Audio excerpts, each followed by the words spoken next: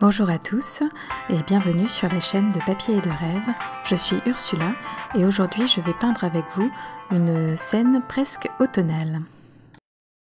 Alors c'est encore un petit peu tôt pour une vraie inspiration automnale, mais sur un chemin de promenade, j'ai rencontré une plante qui m'a paru assez automnale dans ses couleurs, vu qu'elle avait des traces de rouge dans ses feuilles. Et je me suis dit que ce serait intéressant à peindre, surtout qu'elle a un petit côté un peu floconneux. Bien sûr, vous pouvez voir l'image d'inspiration sur mon blog, je vous mets le lien dans la description. Je commence cette scène de manière très spontanée, en faisant beaucoup de splash de couleurs. Je m'inspire des couleurs qui sont présentes dans ma photo. Et j'essaye de les reproduire sur ma page sans me préoccuper de leur place réelle, mais j'essaie juste d'avoir un lavis de couleurs qui correspond à ma photo. Et bien sûr, c'est une étape très salissante. Je fais des projections un peu partout sur ma table et j'essaye de nettoyer au fur et à mesure pour éviter d'avoir des traces de couleurs partout. Cette première couche a un rendu très aléatoire qui dépend donc de la façon dont j'ai secoué mon pinceau gorgé d'eau sur mon papier, de la façon dont les gouttes sont tombées et de la façon dont les couleurs se mélangent, puisque je laisse totalement les couleurs faire leur mélange. Je n'essaye de pas trop influencer sur ces mélanges entre eux. Et du coup, j'obtiens beaucoup de formes assez organiques et totalement aléatoire, donc comme je le disais au début. Et avant de laisser sécher cette première couche, je densifie énormément les couleurs, puisque l'aquarelle sèche beaucoup plus clair que quand on la pose. Et comme je veux m'assurer d'avoir une belle densité de couleurs, j'essaye de densifier encore mes pigments. Sur mon image de référence, la plante que je suis en train de peindre a des sortes de graines assez cotonneuses, un petit peu comme le pissenlit que j'ai peint la dernière fois, mais ça ne ressemble pas du tout à un pissenlit, je ne sais absolument pas ce que c'est. Ça doit être encore une mauvaise herbe qui m'a tapé dans l'œil. Mais donc pour retrouver un petit peu cet effet floconneux, je vais utiliser du sel sur mon lavis encore humide. Et donc le sel va absorber certains pigments et laisser des traces blanches très prononcées. Et comme j'ai remarqué que le sel pouvait avoir des effets un petit peu plus étalés quand la planche ou la feuille de papier était inclinée, je l'ai donc légèrement inclinée. Ça ne se voit pas parce que c'est hors du champ, mais elle est surélevée dans mon sens, proche de moi. Et pendant que je rajoute encore un petit peu de couleur en haut à gauche, vous allez pouvoir voir l'effet du sel qui commence à se déclarer petit à petit, et il sera totalement visible une fois mon papier sec. J'ai laissé volontairement beaucoup de blanc pour cette première couche, et ces blancs resteront là jusqu'à la fin. Je ne sais pas encore trop ce que j'en pense, mais pour une fois, ça peut changer, c'est bien. Et maintenant, mon papier est totalement sec et vous pouvez voir que les couleurs se sont largement éclaircies et l'effet du sel est très présent. Et je vais encore plus le mettre en valeur grâce à un petit peu de peinture en négatif dans cette prochaine étape. Lorsque je travaille ce genre d'aquarelle avec une première couche qui a été faite de manière très spontanée, je passe le temps de séchage à observer ma feuille. Bien sûr, vous ne le voyez pas puisque ça n'est absolument pas intéressant, c'est juste ma feuille en train de sécher. Mais moi, je profite de ce temps pour observer ce qui se passe sur ma feuille et essayer de déjà trouver certaines choses à mettre en avant et peut-être aussi certaines choses à masquer légèrement. Donc je prépare mon travail, la suite de mon travail, et je commence cette préparation par l'observation de ce qui se passe sur ma feuille. Et donc après ce temps d'observation, j'en ai conclu qu'il fallait que le bas de mon image soit beaucoup plus sombre, pour faire ressortir toute la texture du sel, et des espaces laissés blancs. Donc toute cette partie est très intéressante, mais j'ai besoin d'un contraste pour les mettre en valeur, et c'est pour ça que j'ai choisi donc de mettre, le bas de mon image, avec des couleurs très sombres.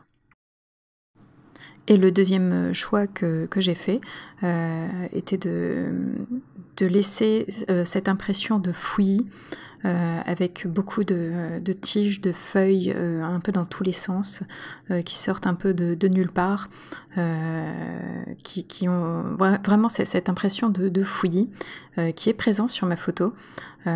Sur ma photo, on n'arrive pas forcément bien à dire qui est qui et quelle branche et quelle branche. Et je voulais retrouver donc cette impression-là dans mon image.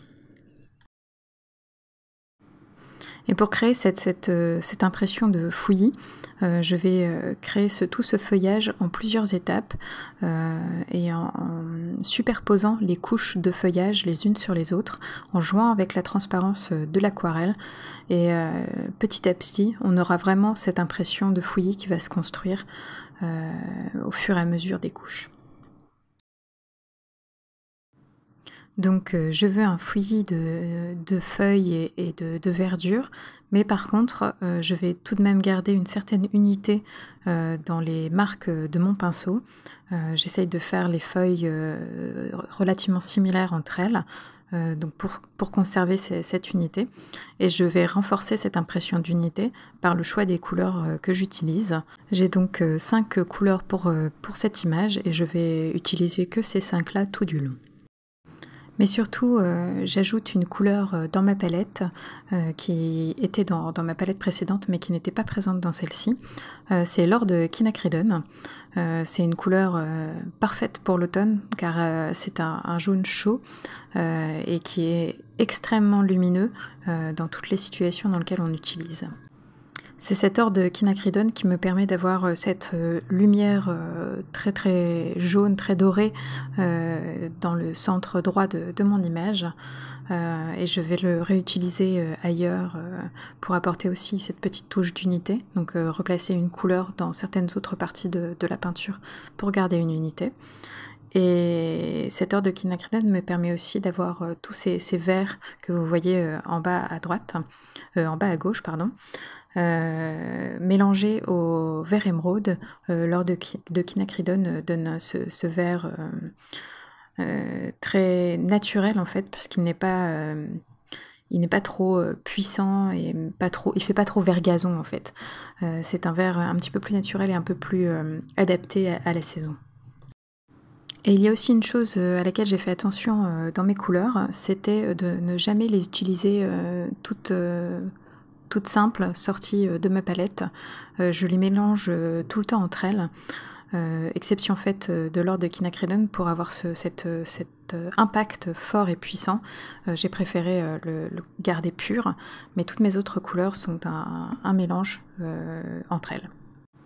Et parlons maintenant du matériel utilisé. J'ai utilisé un Escoda Aquario numéro 18, ce sera mon seul pinceau pendant toute cette image. Pour les couleurs, j'ai utilisé du vert émeraude, de l'or de Quinacridone,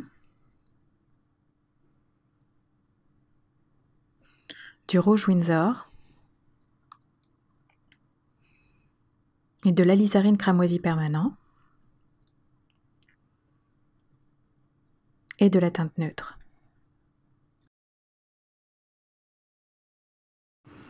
Et mon papier est du papier Canson Héritage en grain torchon. Comme vous avez pu le voir, j'utilise 2 rouges différents, le rouge Winsor et l'alizarine cramoisi permanent. Il y a une raison à ça. L'alizarine cramoisi permanent est plutôt rose et le rouge Winsor est plutôt un rouge neutre, presque orangé.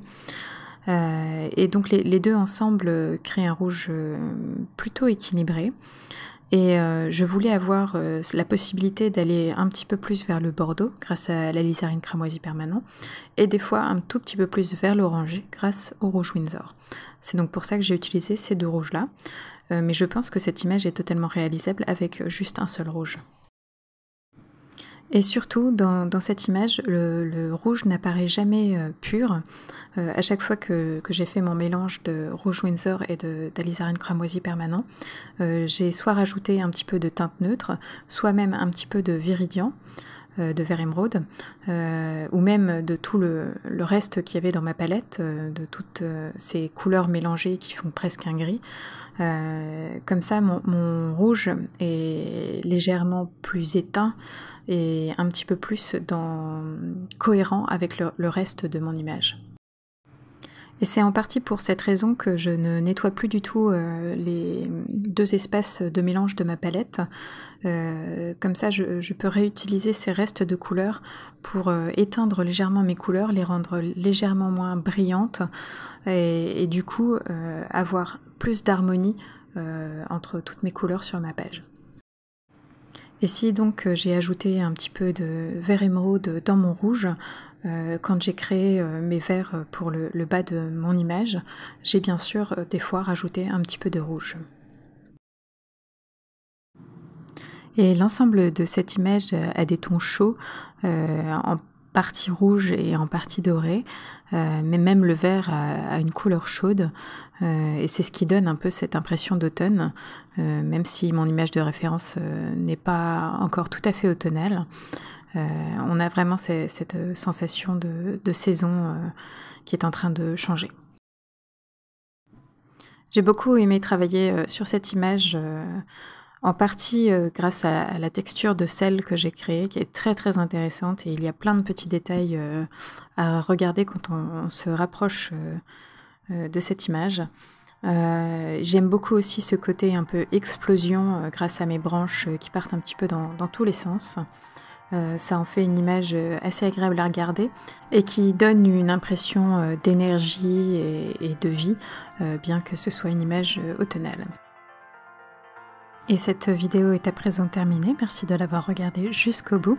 N'hésitez pas à me dire ce que vous en pensez dans les commentaires et allez faire un petit tour sur le blog pour plus d'informations. À bientôt!